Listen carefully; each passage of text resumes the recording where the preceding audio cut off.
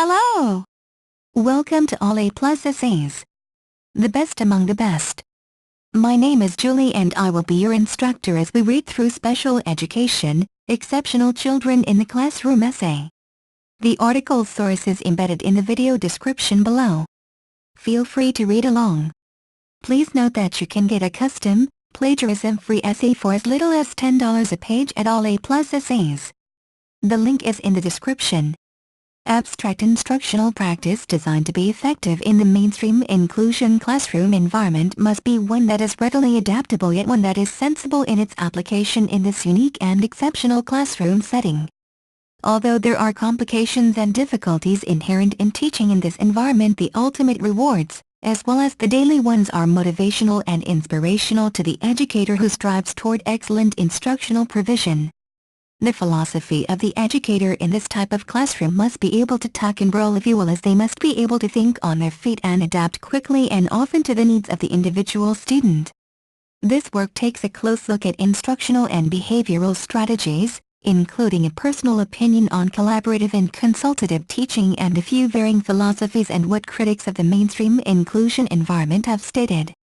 Special Education, Exceptional Children in the Classroom Philosophy of Mainstreaming Inclusion Education Objective. The objective of this work is to research the area of inclusion mainstreaming, and collaborative and consultative teaching to back up a personal philosophy with references from the field of education along with behavioral management strategies that would be optimally employed with exceptional children in the classroom.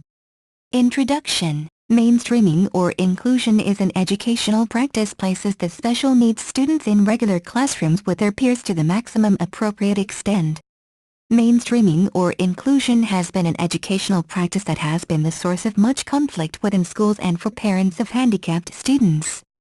Stated at the USI website is, inclusive education means that all students in their school, regardless of their strengths or weaknesses in any area, become part of the school community. 1. Those who are for inclusion claim that segregated programs are detrimental to students and do not meet the original goals for special education. Recent meta-analyses show a small to moderate beneficial effect of inclusion education on the academic and social outcome of special needs children. Those who support inclusion believe that the child always should begin in the regular environment and only be removed only when appropriate services cannot be provided in the regular classroom. However, for inclusion to be successful, adequate supplementary aids and support services must be present, including a special education consultative teacher who should work collaboratively with a general education teacher and assist the students with their special education needs. The consultative teacher is not the teacher of record for the core content. This teacher works solely in a consultative role by providing adjustments to the learning environment and modifications of instructional methods. Another setting that is available to students with special needs in an inclusion classroom is a collaborative teacher, a certified professional teacher that collaborates, works together with, a classroom teacher to deliver the best possible education to students according to their needs. I think no matter in what setting the student is placed, the teacher should prepare students to be accepting of the special needs students by being honest about the nature of the child's disability and/or behavior difficulty.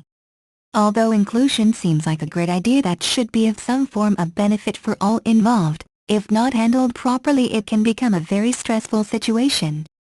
Philosophy on Inclusion Mainstreaming. Dr. Chris Klewer, Associate Professor of Special Education at the University of Northern Iowa, states that, inclusion involves all kinds of practices that are ultimately practices of good teaching. What good teachers do is to think thoughtfully about children and develop ways to reach all children. Ultimately, good teaching is a relationship between two people. Teachers get good results because they enter into that relationship. Inclusion is providing more options for children as ways to learn. It's structuring schools as community where all children can learn. But there's no recipe for becoming an inclusive teacher or an inclusive school. It's not a mechanized format. 2. Dr. Susan Echide, Professor of Special Education at UNI, has a philosophy stated as, inclusion is based on the belief that adults work in inclusive communities, work with people of different races, religions, aspirations, disabilities.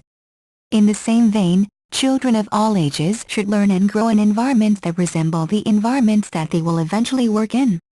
3. Both statements are very relative to the real importance behind mainstreaming inclusion in schools. However, the statement of Lou Brown at the University of Wisconsin-Madison gives a most cognitive statement that gives clarity to the real reason that mainstreaming inclusion is so very critical and vital in schools and for what purpose mainstreaming inclusion truly serves.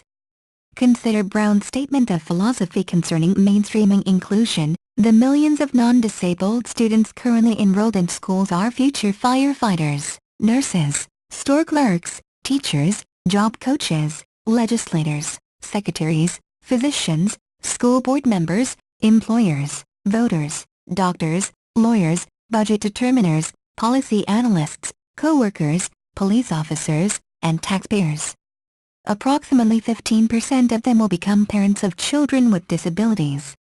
A larger proportion will have a friend, neighbor, or relative who is the parent of a child with a disability, and many others will be paid to provide services to people with disabilities. 4.2. Instructional and behavioral strategies in the mainstream inclusion classroom. It is a certainty that the strategy or method of delivery of instruction in the classroom requires much more thought, creativity, and sensitivity than the instruction provided in a general education classroom. And just as well, great weight should be given to behavioral strategies by the educator in the classroom environment.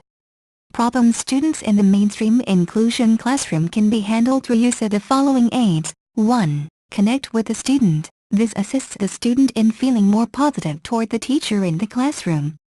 2. Catch the student being good. Genuine praise goes far with anyone. 3. State directions in a clear and simple manner. Suggestions include demonstration of directions with student following as the teacher demonstrates. 4. Assign classroom buddies, pairing students with balancing strengths and weaknesses, or special needs with provision of need. 5. Adapt homework. Adaptation is the educator's best aid in providing instructional education. The special needs of individual students. Suggestions are to sensibly adapt. If the student's skills are well below the level of his classmates, give him a different assignment altogether. If writing is difficult for the student, then allow assignments to be completed on computers. Offer motivation with assignments designed to reflect the student's interests or strengths. 6. Develop a system. Development a set signaling system by which the student who has difficulty to gear toward tasking self can be reminded of the task at hand. 7. Break tasking into smaller segments. Keep it sensible for the student's management within their autonomy level. 8. Seek parental assistance as the student is more interactive with family in general, and seeking their thoughts provides the opportunity to share ideas. 9. Observation and elimination. If a behavioral problem is noted, attempt to determine reasons for behavior through careful observational methods and note circumstances, when, where and perhaps if the same students are linked to the behavior. Through observation one can affirm triggers that reinforce that behavior. Identification of underlying reasons for behavioral problems is a good step toward elimination of the problem.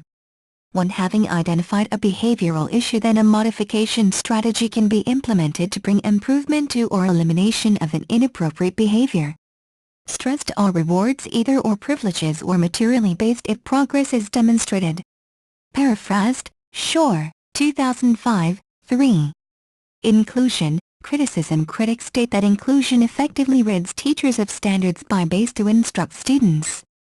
Those who hold to more structured classroom instructional environments do not accept the inherent validity within society of mainstreaming inclusion methods and practices.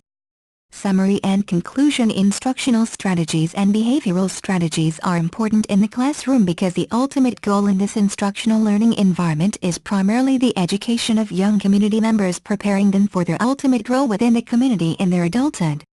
It is clear that positioning students to experientially base their knowledge is a concise strategy and one that cannot fail them or the community in the future. The day-to-day interactions with those who have special needs and those who do not, or seem that they do not, will prepare the next generation adults within the community for fulfilling sensible, and sensitive roles in their own homes and throughout the community to the next community levels, both upward and outward, lending this basis to all societal structures. Clearly, this is desirable and essential in all aspects under consideration in educational provision goals. References: Shore, Kenneth, 2005, 10 mainstreaming strategies including special kids problem solver and elementary teachers discipline problem solver.